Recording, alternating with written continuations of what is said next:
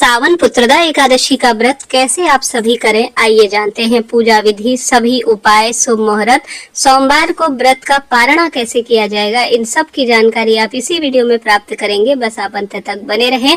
सबसे पहला प्रश्न आता है कि बाल कब धोएं। देखिए, एकादशी के दिन आप सादे पानी से बाल धो सकते हैं, कोई दिक्कत की बात नहीं है। आपको साबुन शैम्पू नहीं प्रयोग करना है, क्योंकि साबुन शैम्पू में केमिकल है, जिस कारण से व्रत खंडित होने की संभावना लगी रहती है। ऐसे में सादे पानी से कभी भी किसी भी स्वरूप में बाल धोए जा सकते हैं। अब आप व्रत कर रहे हैं तो इस बात का भी जरूर ध्यान रखें कि आप जो तुलसी का पत्ता है, बेल पत्र है, उसे उठाकर शिवलिंग में से या भगवान श्री नारायण को चढ़ाया गया वापस काम में ले सकते हैं, परंतु व्रत के दिन इसे तोड़ने से बचे। और साथ ही आप इस बात का भी ध्यान रखें, व्रत करें या नहीं, किसी भी स्वरूप में चावल का स्पर्श नहीं करना है।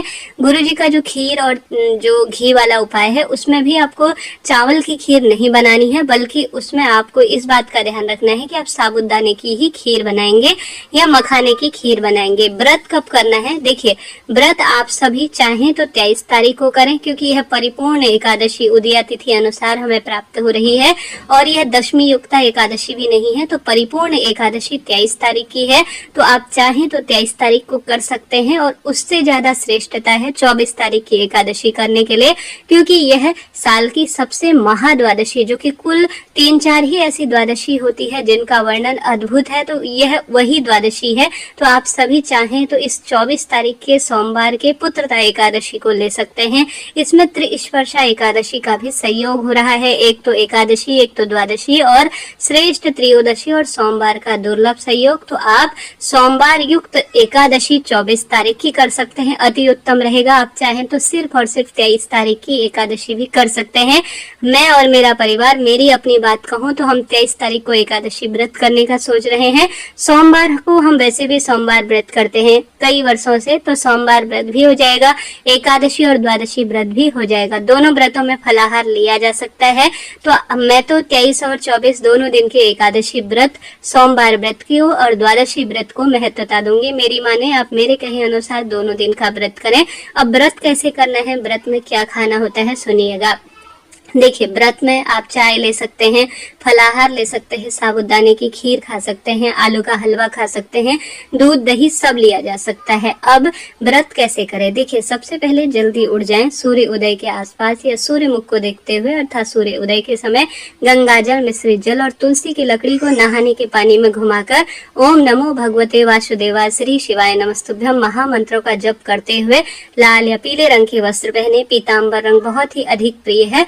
आप कब व्रत करेंगे कमेंट्स बॉक्स में मुझे जरूर बताएं, और साथ के साथ कहां से देख रहे हैं यह भी बताएं, और राधे राधे जरूर से ही लिखिएगा। प्रिय श्रोताजनों, आप सभी को क्या करना है कि इस तरह से आपको दिन की शुरुआत करनी है। सूर्य भगवान को जल जरूर चढ़ाना है, उसके बाद तुलसी में सिर्फ दीपदान किया जाएगा, जल नहीं चढ़ाना होगा, इस बात का ध्यान रखें।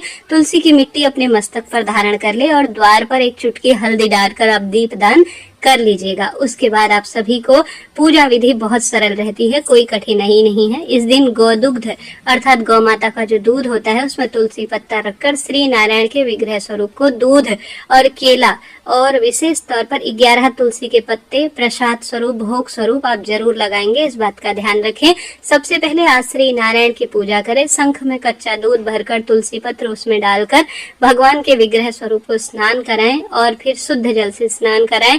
पीताम्बर रंग के वस्त्र श्री नारायण को समर्पित करें, तुलसी की लकड़ी का दीपदान करें, ध्यान करें, संकल्प करें, दाहिने हाथ में तिल और पुष्प लेकर कहें कि हे श्री नारायण, आज मैं एकादशी व्रत करने जा रही हूँ, मेरे इस एकादशी व्रत का सुंदर परिणाम मुझे दीजिए।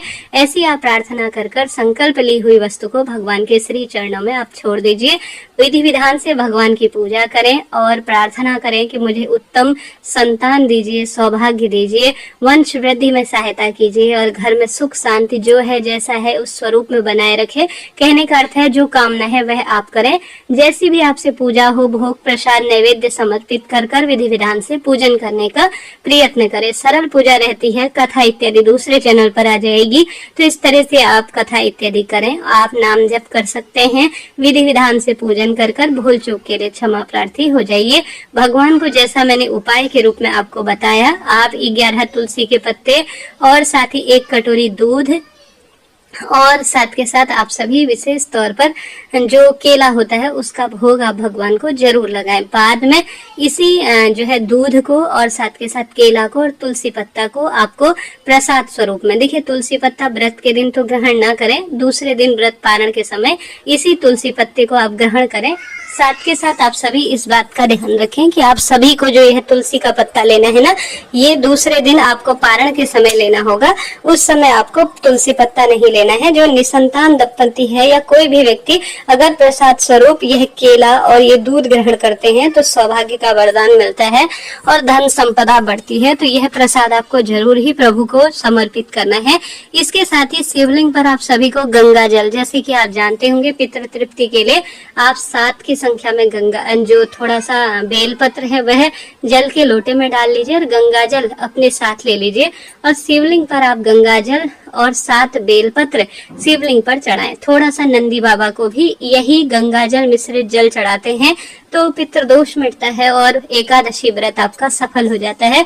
एकादशी के दिन 5 स्थानों पर दीपदान जरूर करना है। एक तो अपने घर के मंदिर में, एक द्वार पर, एक अपने घर की रसोई, एक तुलसी माता के समक्ष और अंतिम 5वां दीपक आप जहाँ नहीं जा पाए हैं जैसे शिव नारायण मंदिर, बेलपत्र, आंवला, बड़, इन वृक्षों की जड़ में दीपदान आप जरूर करें। तो यह 5 दीपक आप दान करें। इस दिन जितना संभव हो हरि कीर्तन करें। किसी निर्धन बालक को या किसी कन्या को आप दान स्वरूप जो भी आपका मन हो आप दे सकते हैं, इससे भी सौभाग्य बढ़ता है। इसके साथ साथ पूरे दिन भर में व्रत कर रात्रि जागरण करें। रात्रि जागरण नहीं हो पाता है तो 12-1 बजे तक भी हरि कीर्तन करते हैं तो उत्तम रहता है। रात को सोने वाले बिस्तर में ना सोएं और धरती पर सोने का प्रयत्न करें। और दूसरे दिन जो शुभ मुहूर्त बता रही हूँ उसमें अपने व्रत का पारणा करें। व्रत पारण करने से पहले आप दान दीजिएगा, भगवान को भोग प्रसाद लगाएं, विधि विधान से तुलसी पूजा करें, फिर अपने व्रत का पारणा करें। अब व्रत पारण का जो समय है वह जो 23 तारीख को व्रत करने वाले हैं वह 24 तारीख को अपने व्रत का पारणा करेंगे। पारण का समय 1:41 से 4:16 रहने वाला है। यह व्रत खोलने का सबसे बेस्ट टाइम है क्योंकि इससे पहले हरिवासर है। हरिवासर में व्रत नहीं खोला जाता है। और जो 24 तारीख को व्रत करेंगे वह सुबह 5:55 से 25 तारीख को अपना व्रत खोलेंगे तो 5:55 से 6:20 के मध्य रहने वाला है। अब जो 23 तारीख को व्रत करेंगे वो सोमवार को व्रत खोलेंगे। तो आप सभी जैसे संभव हो तो रात्रि को आप सोमवार की रात्रि को ही एकादशी व्रत भी खोल लीजिए और साथ के साथ सोमवार व्रत भी खोल लीजिए। कोई दिक्कत की बात नहीं है, इस दिन फलाहार ही करें। परंतु आप सोमवार व्रत नहीं करते हैं तो दोपहर के समय आप सोमवार के दिन जो समय मैंने आपको बताया उस समय भगवान को लगाए गए जल या तुलसी पत्ते के साथ व्रत को खोल लीजिए। मेरी माने आप 23 तारीख को एकादशी व्रत कर रहे हैं तो 24 तारीख को परिपूर्ण द्वादशी का भी व्रत कर लीजिए और रात्रि को आप फलाहार कर अपने व्रत को परिपूर्ण कर सकते हैं। परंतु मेरी माने 23 और 24 दोनों दिन का व्रत करें। 24 तारीख जो व्रत करेंगे उनके लिए तो सरलता है ही, रात्रि को ही जैसे सुबह के समय ही सूर्य उदय के बाद आप 6:20 तक अपना व्रत तुलसी पत्ता और जल पीकर खोल सकते हैं। जो सोमवार व्रत करेंगे वह शाम को फलाहार ले सकते हैं। आप अन्न ग्रहण करते हैं तो अन्न ग्रहण कर सकते हैं। आपके साथ सर मैं आपसे यही कहूंगी कि इस बार सोमवार व्रत में, एकादशी व्रत में सिर्फ और सिर्फ फलाहार ही ग्रहण करें। आशा है, उम्मीद है ये जानकारी आपके लिए उचित उपयोगी रही होगी। फिर जो व्रत खोलेंगे सोमवार और एकादशी का वह मंगलवार की सुबह व्रत खोलें। बहुत अच्छा है जी, ये 2 दिन का व्रत आपको सफल बना देगा, जीवन में सब सुख प्रदान कर देगा। आशा उम्मीद है समस्या का समाधान हुआ होगा। हरे कृष्णा हरे राम।